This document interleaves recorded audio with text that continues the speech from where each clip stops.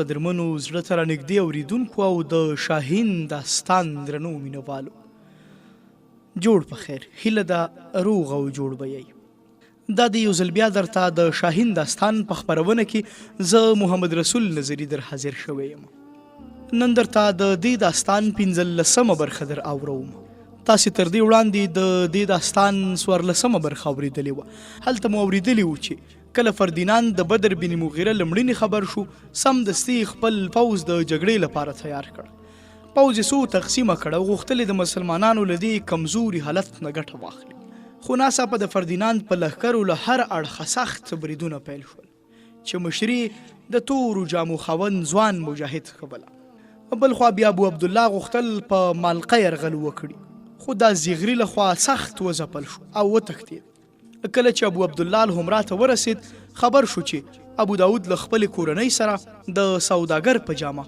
تښتېدلی دی راځئ د داستان 15مه برخه را سره په نن خپرونه کې واورئ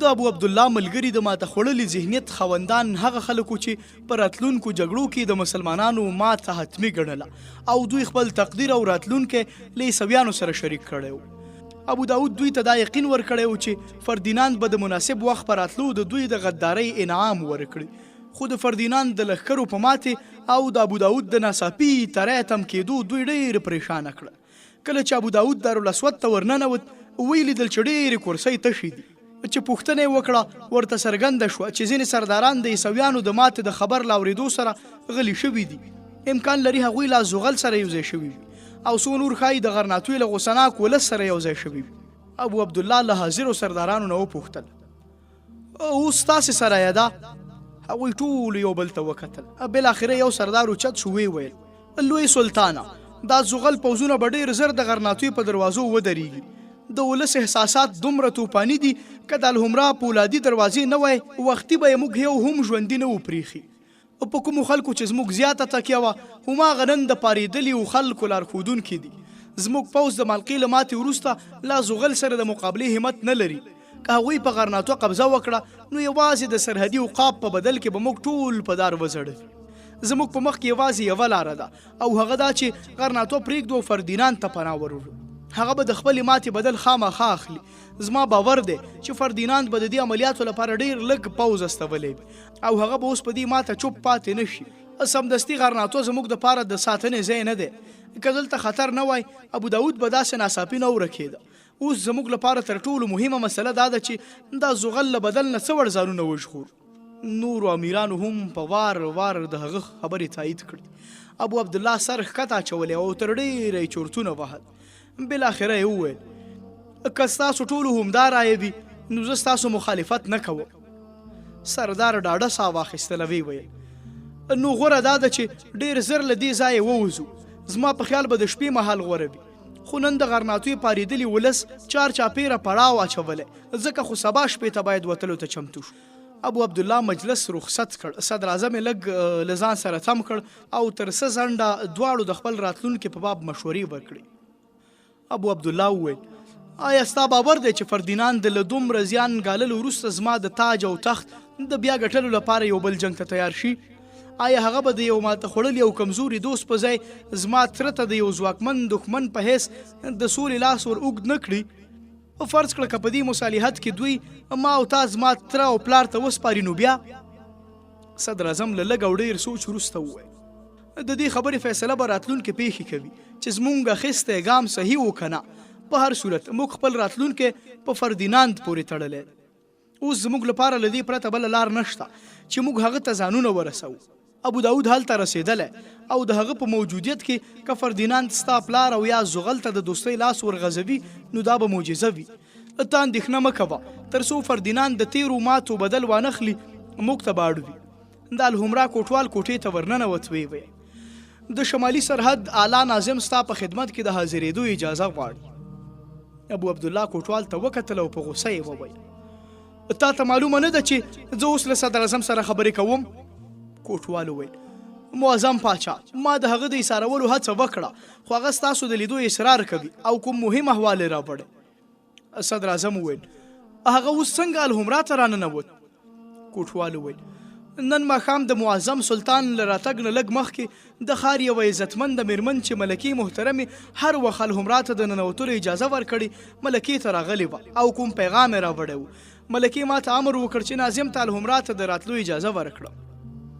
ابو عبدالله وویل هغه اوس چیرته دی؟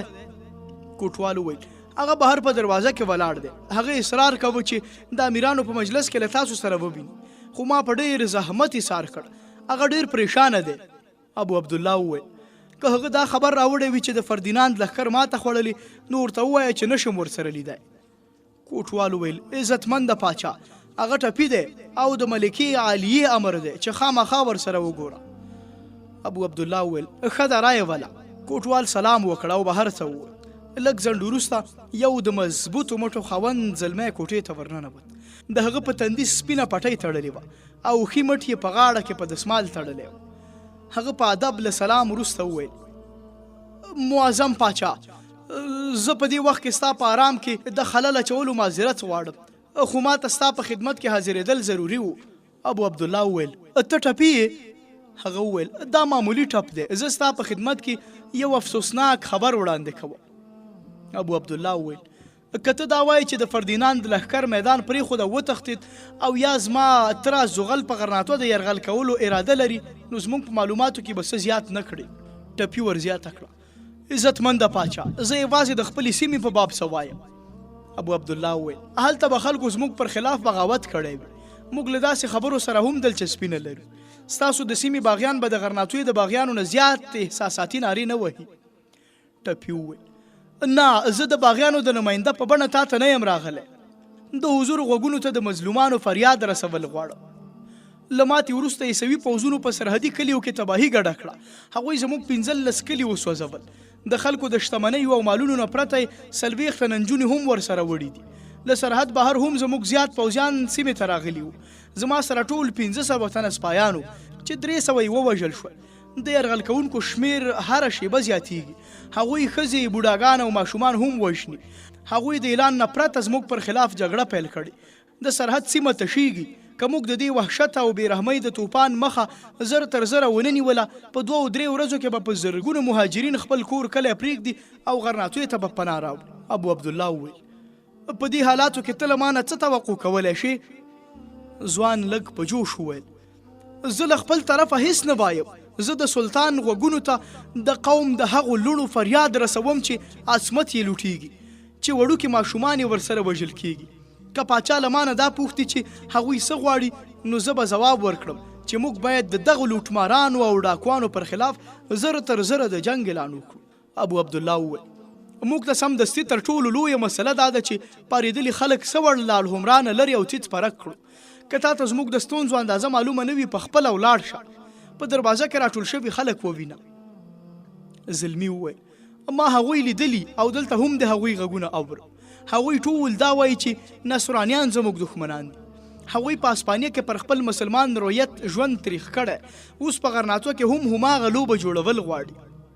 ابو عبدالله وویل ستا غوږونه دومره څک دي، خو ته دا نه اورې چې ابو عبدالله غدار دی او د الحمرا خخته به وسوځم. زلمي ناظم وویل زه دا هر څه اورم، خو زه پوهیږم چې دا ټول زموږ خپل او خواخوږي دي. هغوی تا خپل ساتونکی او مسؤل ګڼي، هغوی غواړي چې د دوی ساتونکی او څارونکی د راتلونکو خطرونو سره د مقابلې لپاره د دوی لارښوونه وکړي. که هغوی ته پردی بللی د الحمرا په دروازه به داسې نه راغونډېدل. هغوی راپارېدلي دي، خو ستا څو جملې د هغوی احساسات سړولی شي، بلکې د دوی د احساساتو مخه بل لوري ته اړولی شي. زما باور دی چې که دوی د خپلو سرحدي ورونو له مصیبت نه خبر شي او د دوی په وړاندې دا اعلان وکړي چې نصرانیانو ته به د دې ظلم سزا ورکړی شي، نو هر سړی به ستا تر بیرغ لاندې جګړې او سرښندلو ته تیار شي. که نه نو ابو عبدالله ناظم دوه زړه ولید ورته وویل که داسې نه وي نو څه؟ ناظم ځواب ورکړ که نه نو ته پوهیږي چې دوی به ټولې هیلې په زغل پورې وتړي او په دې کې به حق په جانب وي. ابو عبدالله وویل هغوی خپل هیلې په زغل پورې تړلې دي. ناظم وویل مګر په سرحدي سیمو کې د نصرانیانو کړو وړو دا ثابته کړه چې د مسلمانانو پر خلاف د دوی څه وړ ارادې دي. له دې وروسته موږ ته ښایي چې سره یو شو، که همدا اوس په سرحد د یرغل کوونکو پر خلاف پوځ ته د حملې امر وکړي، وبه ګوري چې د یو پوځي په مقابل کې به د غرناطیو 10 تنه رضاکاران له موږ سره ملګري شي. دا به زموږ د تیرو غلطیو کفاره وي او زما باور دی چې ستا کاکا به هم پخوانی ټول خفګان هیر کړي. صدر اعظم چې ابو عبدالله د ناظم د خبرو تر تاثیر لاندې ولید، وی ویل د معظم سلطان کړو وړو ته د غلطۍ نوم ورکول جرم دی او ته د پوځ یو مسؤل افسر یې. ناظم وویل که ماته د خپلو مسؤلیتونو او ذمهواریو احساس نه وای نو داسې خبرې به مې له خولې نه وتلې. ابو عبدالله وویل سمدستي اوس زه کومه پرېکړه نشم کولی، ته لاړ شه، استراحت وکړه، سبا ته به ګورو. ناظم وویل عزتمنده پاچا، زه سمدستي سرحد ته ځان رسول غواړم. تر اوسه پورې به زموږ ډېر کلي تباه شوي وي. که تاسو تر سهاره څه پرېکړه نشئ کولی نو له پوځ نه لږ تر لږه 500 تنه ماته راکړئ. زما باور دی چې تر لمر ختو پورې به لږ تر لږه 2000 تنه رضاکاران هم برابر کړه. خلکو ته باید یوازې دا څرګنده شي چې ته د عیسویانو د مظالمو زغملو ته تیار نه یې. صدر اعظم وویل موږ له فردیناند سره د دوستۍ تړون کړی دی. ناظم ورڅه وویل که دا خبره نه وای ما به د عزتمن پاچا نه له پوښتنې پرته رضاکاران راټولول او مقابلې ته به ورتلم. صدر اعظم ورزیاته کړه موږ به سهار فردیناند ته استازی واستو او پر دې تیري به سخت احتجاج وکړو. زما یقین دی چې زموږ پر سرحد د عیسویانو دغه چپاو ده ته نه دی معلوم. د وزي احتجاج د لیوه فطرت نشي بدلولی. ابو عبدالله په غوسه شو، وی ویل ته تلای شې، که موږ ته کله ستا د مشورو ضرورت شو را وبه دې غواړو، اوس موږ ته د استراحت ضرورت دی. ناظم وویل نو آیا د عزتمن پاچا دا حکم دی چې هغه مظلومان په هماغه حال پرېښودل شي؟ ابو عبدالله خجالت شو، وی ویل ما تر اوسه تا ته څه حکم نه دی کړی، ته تر سهاره انتظار وباسه، تر سبا پورې ته زموږ میلمه یې. ابو عبدالله لاسونه وپړکول، د الحمرا کوټوال کوټې ته ورننوت. ابو عبدالله وویل دی مېلمستون ته بوځئ. ناظم په اندېښنه پاچا او صدر اعظم ته وکتل او بې له دې چې څه ووایي له کوټې نه ووت.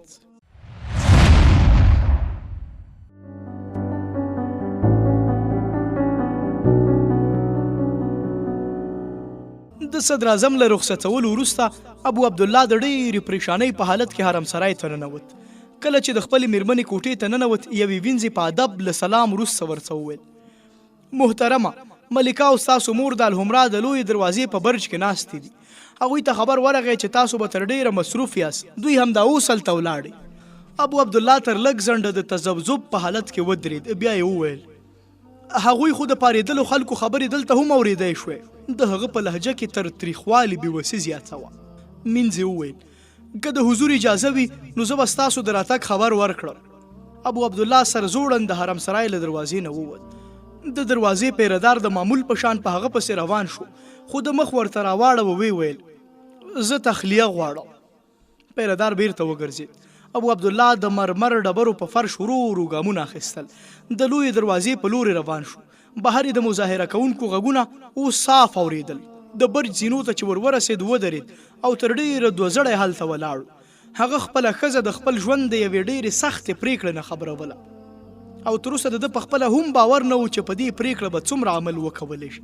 د هغه د ژوند ډېرې لږې شېبې داسې وي چې هغه له الحمرا نه بهر تېرې کړې وي. همدغه د ده دنیا او همدغه ځای د ده جنت و او اوس حالاتو د دې جنت پرېښودلو ته اړ کړی و. هغه په خپل زړه کې ویل آیا دا ممکنه ده چې زه په ژوند د الحمرا پرېږدم؟ آیا دا امکان لري چې د الحمرا دروازې یو ځل زما پر مخ وتړل شي بیا به بیرته پرانستل شي؟ زه به د دې مقصد لپاره له فردیناند نه مرسته غواړم. له دې پرته بله چاره نشته او هغه په خوښۍ دې ته تیار دی. خو اوس به زه یوازې د کاکا د پلار پر خلاف نه بلکې د باغي رعیت پر خلاف هم د فردیناند په توره تکیه کوم. مګر له دغو ماتو وروسته به فردیناند زما په خاطر داسې جګړې ته زړه ښه کړي چې نتیجه یې ده ته ډېره خطرناکه هم کیدی شي. او آیا د هغه وروستۍ ماتې به زما او زما د ملګرو د بشپړې تباهۍ په معنا نه وي؟ او که هغه بریالی شي نو د دې بري د ټولو انعامونو حقدار به ما وګڼي. هغه په خپله دې پوښتنو ته ځوابونه ورکول. ابو عبدالله ته د غرناطې پر اسمان یو بدمرغه ستوری. د فردیناند په لاسو د ځان لپاره د غرناطې د دروازو پرانستلو معنا دا ده چې د غرناطې د مسلمانانو ټول قوت وځپلی شي. د الحمرا په دروازه کې د مسلمانانو لاشونه انبار شي. دا خلک چې اوس نارې وهي ستا د هغه تخت درناوی نه کوي چې د فردیناند په مرسته یې ترلاسه کوي. هغه تخت چې لاندې ترې مسلمانان په ترپکو او سلګو وي، دوی به تا تل یو غدار او خاین بولي. مګر اوس زما مخې ته د ځان ساتنې مسله ده. زه دلته له یوې یا 2 ورځو زیات نشم پاتې کېدی. زما تره به خامخا په غرناټو یرغل کوي.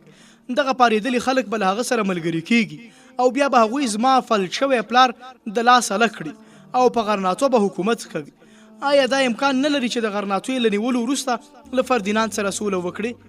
آیا فردیناند به یوازې زما په خاطر د هغه د سولې ورغځېدلی لاس تش پرېږدي؟ آیا هغه به د خپلې ګټې په خاطر ما زغل ته ونه سپاري؟ آیا ما د خپلو ارزوګانو په خاطر آن خپل پلار قرباني نه کړ؟ د مالقې د معمولي پوځ په وړاندې زما ماتې به د فردیناند په زړه کې زما څه درناوی پرېښی وي. د داسې پریشانه خیالونو نه د خلاصون په خاطر به د ابو داود جادویي خبرو ته پناه وړله. د ابو داود په موجودیت کې هغه هیڅکله هم د زیات سوچ ضرورت نه احساساوه. تر اوسه پورې چې د څومره اشتباهات کړي وو، لامل یې دا و چې ابو داود ده ته د دې اشتباهګانو په بدو نتایجو د غور او سوچ موقع نه وه ورکړې.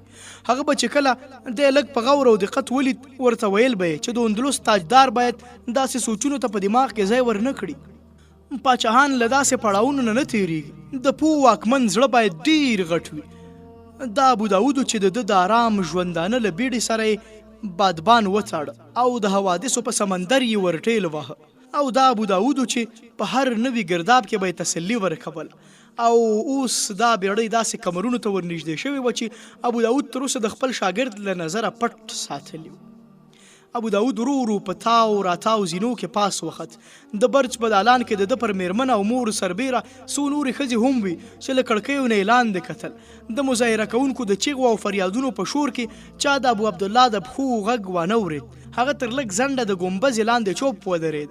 لاندې د دروازې په مخه کې د خلکو لویه ګڼه ګوڼه وه او نارې وهلې: ابو عبدالله غدار دی، ابو عبدالله وطن پلوری دی، ابو عبدالله غرغره کړئ، الحمرا وسوځوئ.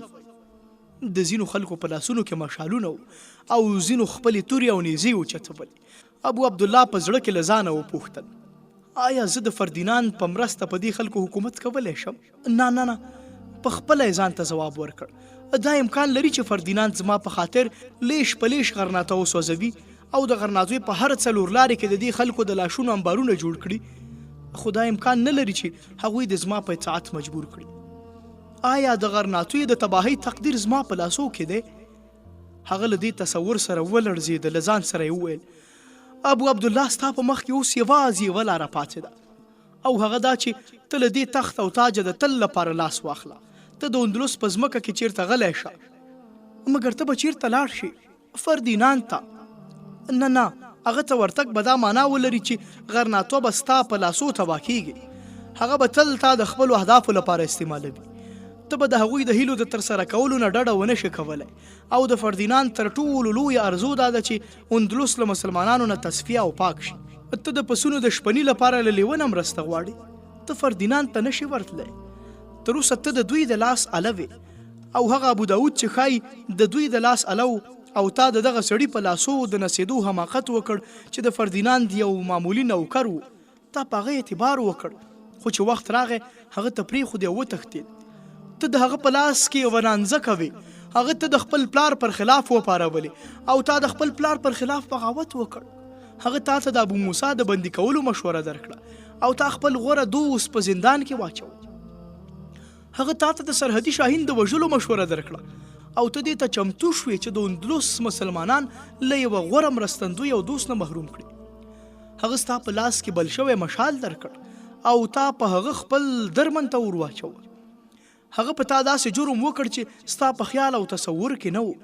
او کله چې د سزا وخت راغی ته هغه د غرناټوی د ولس عدالت ته پرېښود او وتښتېد. د ابو داود پر خلاف د لومړي ځل لپاره د ابو عبدالله په زړه کې د نفرت احساسات راویښ شول. په تصور کې ولیدل چې استاد د فردیناند څنګ ته ناست دی او په ده پورې ملنډې وهي. هغه ویل چې د ابوالحسن زوی زما او ستا له اټکل نه زیات احمق و. زه د دې لپاره راغلم چې نور له هغه نه زیات کار نشو اخیستل کېدی. د همدې تصور په تل کې په زوره د ابو عبدالله له خولې ووتل: ټګماره، فریبکاره، لعینه، کاشکې زما لاس ستا تر ورمېږ در رسېدی. د هغه د غږ په اورېدو په دالان کې ناستو ښځو ټکان وخوړ او ټولو ده ته وکتل. له لږ دوه زړهتوب وروسته د ابو عبدالله مور ور وړاندې شوه. هغه ته په 2-3 قدمۍ کې ودرېده.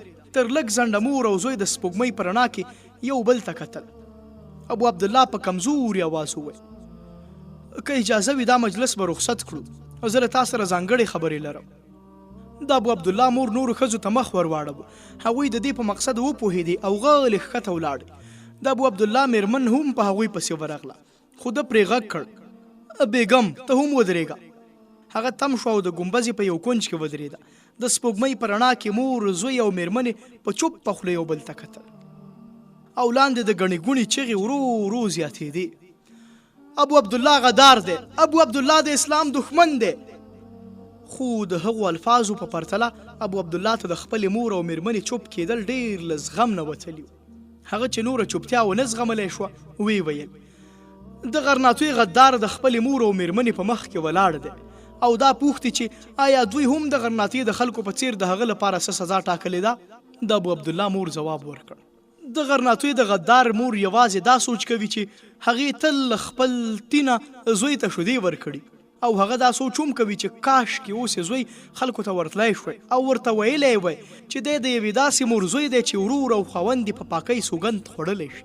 که د برج ګمبزه ماته شوی او د ده په سر لوېدلی وی هم دومره بوج به یې نه و احساس کړی. هغه په ډېره بېوسۍ مور ته وکتل او ویې ویل مورې زه نن خپل ځان ستا عدالت ته سپارم. ما ته سزا وټاکه، ما ته ووایه چې له دې برج نه ځان وغورځوم، ما ته ووایه چې په خپلو لاسونو خپله مرۍ خفه کړم. د پاخه عزم خاوند د مور د زوی دې الفاظو تر تاثیر لاندې رانه وستله. ویې ویل ته دا د دې لپاره وایي چې میندې یوازې د رحم هیلې اورېدلی شي، د انصاف غوښتنې نشي پوره کولی. ابو عبدالله تا چې کومه ونه وبوله هغه ازغې لرونکې وه. کاشکې ستا مور ستا لمن د هغه له ازغیو نه ژغورلی شوی. ته په خپلو غلطیو پښیمانه نه یې، د هغو له انجام نه ویرېږي. ته غواړې چې زه تسلي درکړم، مګر نن ستا له مور سره ستا د تسلۍ لپاره الفاظ نشته. دی ویل او غږ یې غري ونیو کېناست او په سترګو کې اوښکې ډنډ شوې. د ابو عبدالله سترګې هم راډکې شوې. ویې ویل مورې اوس زما د خلاصون هیڅ لاره نشته. زه تر سبا پورې له دې ځایه روانېږم او بیا به هېڅوک هم زما مخ ونه ویني. اوس زه له بیګم نه پوښتنه کوم عایشې ووایه ته له ما سره ملګري کول غواړې؟ عایشه یوه شېبه چوپه شوه او بیا یو ګام ور وړاندې شوه. ویې ویل ته زموږ د قوم له دښمن سره پناه اخلې، مګر زه د فردیناند په محل کې له هستوګنې نه په غرناطو کې په هدیره کې ښخېدل غوره بولم. د ابو عبدالله په شونډو یوه دردناکه مسکا خپره شوه او د خپلو اوښکو د پټولو هڅه یې وکړه. مخ یې بل لوري ته واړوه. لاندې نور د شورماشور او نارو په ځای د چا وینا اورېدل کېده او خلک د هغه د لاس په اشاره کېناستل. د هغه په غږ کې روب او جذابیت و. ابو عبدالله چې په ځیر ورته وکتل ویې پېژنده هماغه د سرحد ناظم و چې لږ د مخه د ده له دربار نه ناامیده وتلی و.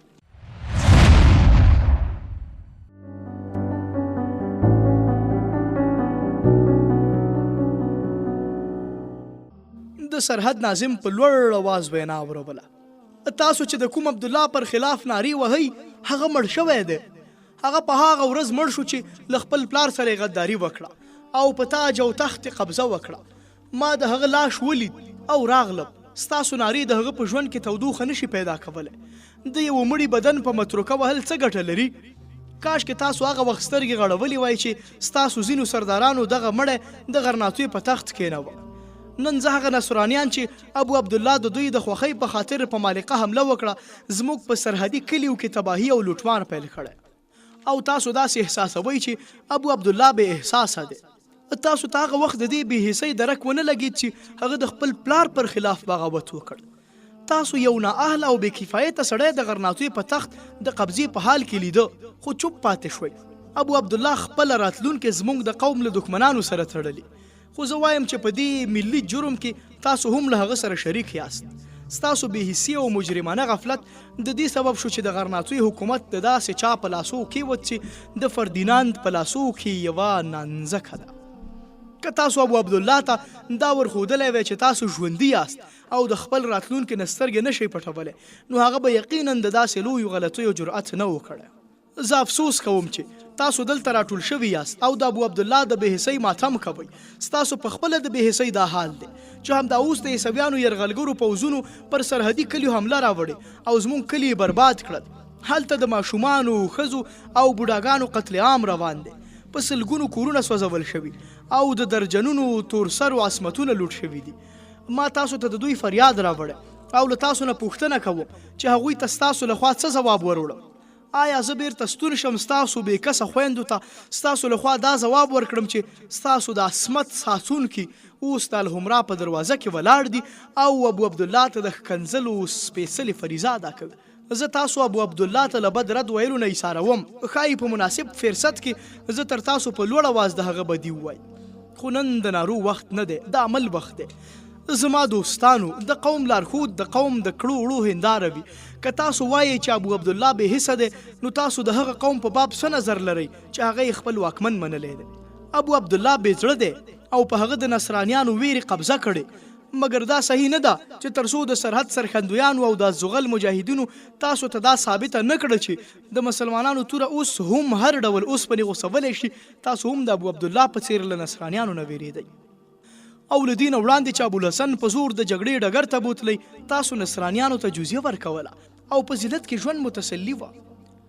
په یاد ولرئ کله چې راتلونکي تاریخ لیکونکي د ابو عبدالله په اړه لیکي چې یو بدخیاله او پست همته انسان نو هغه به دا هم لیکي چې د ابو عبدالله د قوم یوه لویه ډله داسې وه چې له خپل مخلص، زړور او هوښیار واکمن سره غداري وکړه او د هغه بې کفایته او بې زړه زوی خپل واکمن ومن. زما دوستانو، ابو عبدالله ستاسو د عملونو سزا ده. ابو عبدالله ستاسو د هغو مشرانو په لاس کې یوه نانځکه ده چې د فردیناند د غلامۍ حلقه ځان ته یې ویاړ بولي. ابو عبدالله ستاسو په بدن کې یو ناسور دی او ناسور تل په داسې بدن کې پیدا کیږي چې وینه یې ګنده شي. په کوم ونه کې چې د دوی متره پاتې نشي پر هغه ځنګلي بوټي قبضه کوي. تر څو تاسو په خپل بدن کې سپېڅلې وینه پیدا نه کړئ، ستاسو په بدن کې به همداسې ناسور را څرګندېږي. په یاد ولرئ که ستاسو په زړونو کې د ژوندي پاتې کېدو هیله وي او تاسو د خپل عزت او ازادۍ بیه پیژنئ، نو د ابو عبدالله د ژوند داستان به د یو انسان د ژوند پیښې پاتې شي. تاریخ لیکونکي به ولیکي چې یو لاوبالي شهزاده پر غلیم د خپل قوم د پلورلو هڅه وکړه، خو هغه د ذلت او شرمندګۍ نه پرته هیڅ ترلاسه نه کړه. خو که تاسو د خپل خپلواکۍ قیمت نشئ ادا کولی، نو تاریخ لیکونکي به په راتلونکي کې دا ولیکي چې هغه قوم ډېر ذلیل او انجام یې هغسې شو چې د یو ذلیل قوم باید وي. د منځتلونکو ولسونو تر ټولو غمجن خصوصیت دا وي چې دوی د حقایقو تریخوالی په بېمانا نارو کې پټول غواړي. د خپلو ټولنیزو مسؤلیتونو پړه او ټول مسؤلیت د کوم نااهله فرد په اوږو ور واچوي. تاسو لږ غور وکړئ. تاسو پوهیږئ چې له دښمن سره تر ډغرو دا اسانه ده چې ابو عبدالله ته کنځلې وکړئ. تاسو داسې ګڼئ چې د دښمن د کلاګانو د دروازو ماتولو نه د الحمرا دروازه ماتول اسانه دي. تاسو د دې لپاره دلته راغونډ شوي نه یاست چې ستاسو راغونډېدل ضروري وو، بلکې تاسو دلته د دې لپاره راټول شوي یاست چې د دښمن سره د مقابلې او د جګړې د ستونزو ګاللو پر ځای دلته درېدل او شورماشور جوړول اسانه دي. او دا خبره ابو عبدالله ته هم معلومه ده چې دلته به تاسو څو نارې ووهئ او جوش او احساسات به مو ساړه شي، خپلو کورونو ته به ستانه شئ. هغه پوهیږي چې تاسو هغه سیلاب نه یاست چې په مخه کې هر څه د خس او خشاک په څیر ورسره واخلي. هغه هم پوهیږي چې ستاسو مثال د ډنډ د اوبو په شان دی چې د ډبرې په ورغورځولو وړوکې څپې پکې پیدا شي او څو شېبې وروسته بیرته هماغه مرګونی سکوت پرې خور شي. زه دا نه وایم چې د ابو عبدالله پر خلاف نارې مه وهئ، خو دې ته هم وګورئ. اوس تاسې کورونه سوځي، ستاسو د خویندو میندو عصمتونه لوټ کیږي او هغوی هم دا پوښتنه کوي چې آیا تاسو د هماغه قوم بچیان یاست چې د انسانیت د ساتنې لپاره راپورته شوي؟ آیا تاسو هماغه غیرتیان یاست چې تورې د ظلم د لاس پرې کولو لپاره اوچتیږي؟ ستاسو میندې دا پوښتنه کوي چې زموږ میړني زامن چیرته دي؟ ستاسو خویندې پوښتي چې اوس چې د ظلم لاس زموږ د عصمت په لوري راوږدیږي زموږ غیرتي ورونه چیرته دي؟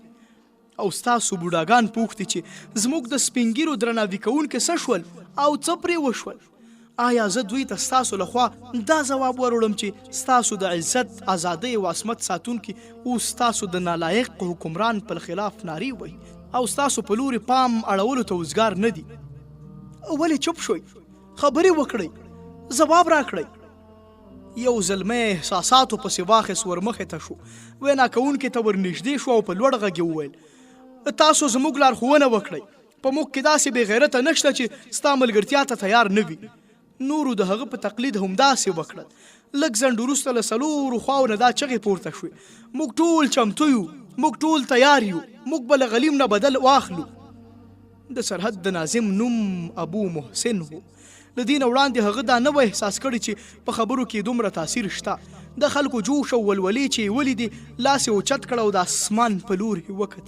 هغه تر لږ شېبې پورې چوپ ودرېد.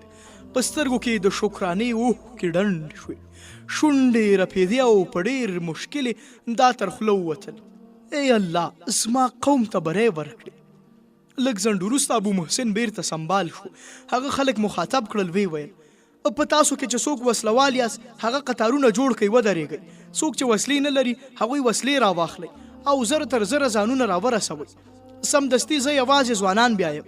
د چا چې عمر زیات وي، که ورته ضرورت شو راوبه یې غواړو. تاسې فرصت مه ضایع کوئ. موږ باید زره تر زره روان شو.